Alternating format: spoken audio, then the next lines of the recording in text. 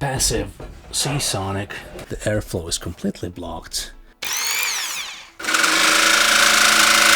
So my biggest problem with this case is that it does not allow you to have any opening here. So now I have to cut it, because you see on the side we have this changeable panel. We can put it both ways. It means that we can put our power supply facing bottom or facing top. However, if we put it facing bottom, some people do it.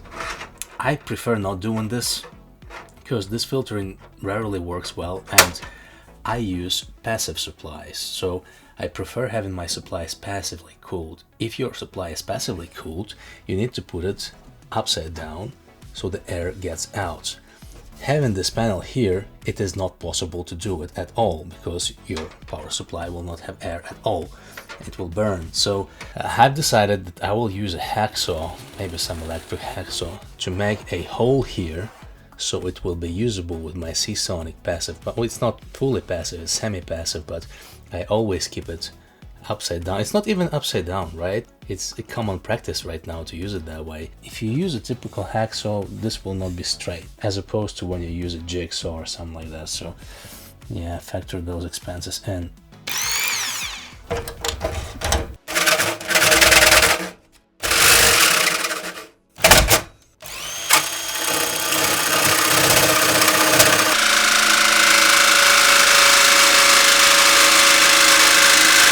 Yeah, need to clean all of this up really well. Let's see how it worked out. We have a hole, we have our power supply.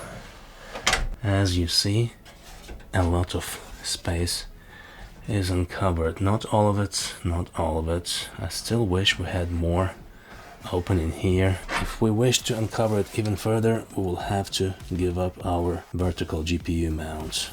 I don't use the vertical GPU mount, but I still would like to have this capability in this case. So if this works the way it is right now, we'll stick to it.